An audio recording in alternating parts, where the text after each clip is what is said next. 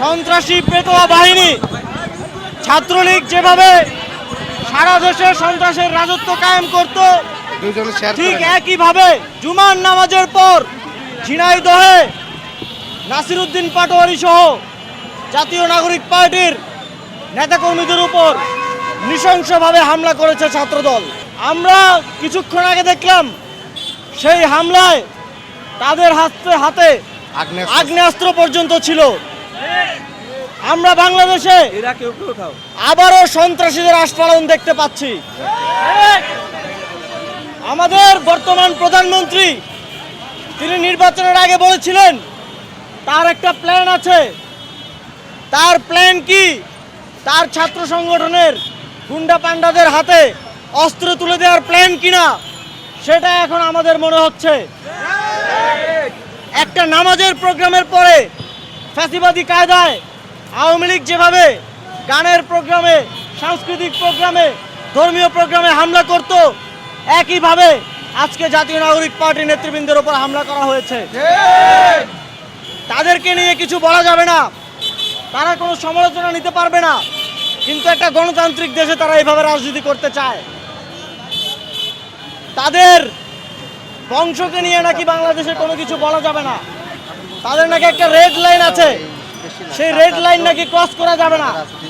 কিন্তু আমরা বাক স্বাধীনতা বলতে বুঝি এই দেশে যারা দায়িত্বে আছে যে কাউকে এই দেশের যে কোনো নাগরিক প্রশ্ন করার অধিকার রাখে। নাসিরউদ্দিন পাটোয়ারি না, বাংলাদেশের যে কোনো সাধারণ নাগরিক, যে কোনো কৃষক, শ্রমিক আপনাদেরকে প্রশ্ন করার এখতিয়ার রাখে। গণতান্ত্রিক রাষ্ট্রে এটাই গণতন্ত্র। গণতান্ত্রিক রাষ্ট্রে যে কোনো নাগরিক আপনাদের যে কোনো ব্যর্থতার জন্য আপনাদেরকে প্রশ্ন করতে পারবে। আমরা দেখেছি পোস্ট শেয়ার করার কারণে, ফেসবুকে পোস্ট লেখার কারণে আপনারা গ্রেফতার করছেন। আমরা এটা করতে দেখতাম আওয়ামী লীগকে। শেখ হাসিনাকে নিয়ে কিছু লিখলেই তারা সাইবার সিকিউরিটি অ্যাক্টে এছাড়াও নানাভাবে এদেশের নাগরিকদেরকে গ্রেফতার করতে তুলে নিয়ে যেত। আপনারা যদি সেটা চান, আপনারা যদি চান যে এদেশের কোনো নাগরিক তারেক রহমানকে নিয়ে কিছু বলতে পারবে না, তাহলে সেটা বলে দেন। আপনারা ঘোষণা দিয়ে ফ্যাসিবাদ এবং স্বৈরশাসন কায়েম করুন। সামনে সামনে দেখাবেন যে প্রধানমন্ত্রী হেঁটে যাচ্ছে, এরশাদের মতো সাইকেল চালিয়ে যাচ্ছে, প্রধানমন্ত্রী গো কার্ট চালাচ্ছে, আর পেছনে পেছনে কেউ সমালোচনা করলেই তাকে গ্রেফতার করবেন। এই ভণ্ডামি বাংলাদেশের মানুষ বুঝে গেছে।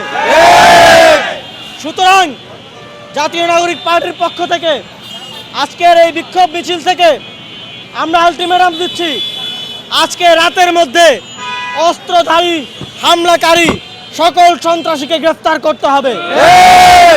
যদি গ্রেফতার না করা হয়, আমরা আপনাদের এই কার্যক্রমকে, এই হামলাকে এই জেনারেশনের সাথে যুদ্ধ ঘোষণা হিসেবে মেনে নিব এবং সামনের দিনে আমাদের সমালোচনা আর বিক্ষোভ মিছিল সমাবেশের মতো নিয়মতান্ত্রিক উপায়ে থাকবে না। কারণ আপনাদের সাথে, সন্ত্রাসীদের সাথে কখনো ভালোভাবে ব্যবহার করা যায় না। আমরা আওয়ামী লীগের সাথে দেখেছি, যতদিন পর্যন্ত রাজপথে নেমে আমাদের গণ অভ্যুত্থানের এবং তাদেরকে তাড়িয়ে দেওয়ার আশ্রয় নিতে না হয়েছে, ততদিন পর্যন্ত কিন্তু আমরা মুক্তি পাই নাই।